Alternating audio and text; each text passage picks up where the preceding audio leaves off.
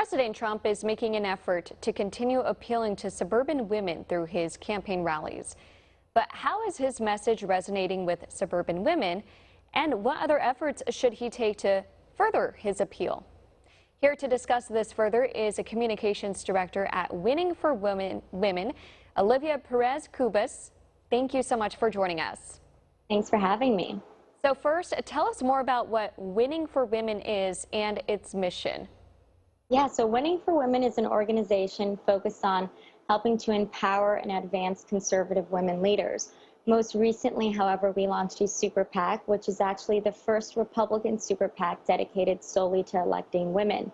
And what we saw is that, 2018, we saw a wave of women from the left get elected. It was very much deemed the year of the woman, but so many qualified Republican women watched from the sidelines, and we kind of asked ourselves, why is that the case?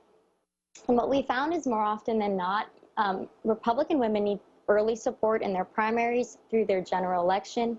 Often the left targets them, and at times the media overlooks them or dismisses them or is biased against them. So we really came in there with the goal to help recruit, support, and elect women throughout the entire election process. We have seen significant gains. 2020 has been a record year for Republican women.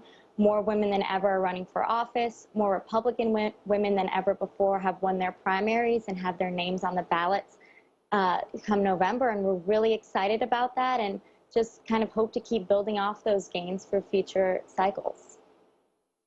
Let me ask you, you have a unique perspective in that you worked as a media director for Senator Marco Rubio's presidential campaign back in 2016. Polls, such as the Morning Consult poll from earlier this month, show suburban women favor Democrat nominee Joe Biden over President Trump. What does the president need to do in order to appeal to that demographic?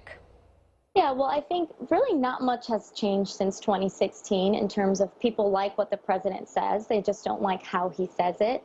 I think that's particularly true among suburban women who more often than not take offense and are turned off by his tweets and the rhetoric. But when the president sticks to policy, when he talks about things like the economy, when he talks about tax reform, a historic package passed under his administration, when he talks about the number of conservative federal judges that he's appointed, 2 of whom are now Supreme Court justices, a third well on the way with Judge Amy Coney Barrett, when he sticks to the policies, suburban women in particular, by and large, approve and agree with him.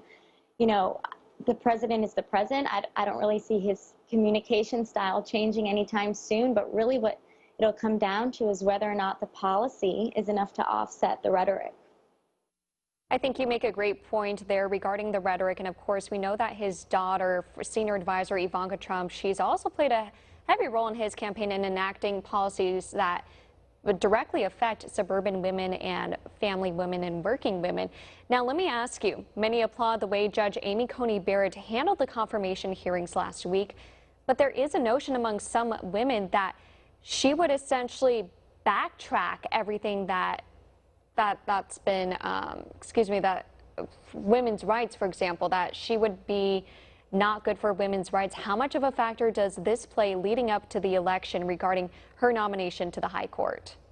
Yeah, I actually think, well, first, she's been incredibly impressive, composed and poised, which is great to see. I don't think many people can disagree with that, which is not an easy feat these days. But I actually think she has really broad appeal. She's a working mom. She clearly has an incredibly successful legal career. She's about to be appointed to the Supreme Court. She has 7 kids, all of whom are school-aged. These experiences really resonate, particularly with those suburban women voters that we were just talking about. But also, on the other hand, she is a woman of deep Catholic faith, proudly pro-life, and that resonates with other like-minded conservatives. And what's interesting to see is you're also seeing some Democrats warm to her. Last week, you had Senator Durbin, a Democrat, apologize to her for the way that the left had mistreated her and the toll that had likely taken with her family. You saw Senator Dianne Feinstein, who called one of her legal explanations, quote, impressive. And I really think, to sum it up, that's the word for her. She is impressive, and women and men across the board agree with that. I think you make a great point there. Again, Olivia Perez Cubes of Winning for Women. And lastly, where can our viewers go to learn more about that? Yeah, winningforwomen.com or at Winning for Women on Twitter, Facebook, Instagram. Learn more about our mission, the incredible, exceptional women we've endorsed this cycle, and what you can do to help them. Great. Thank you so much again for your time. Thank you.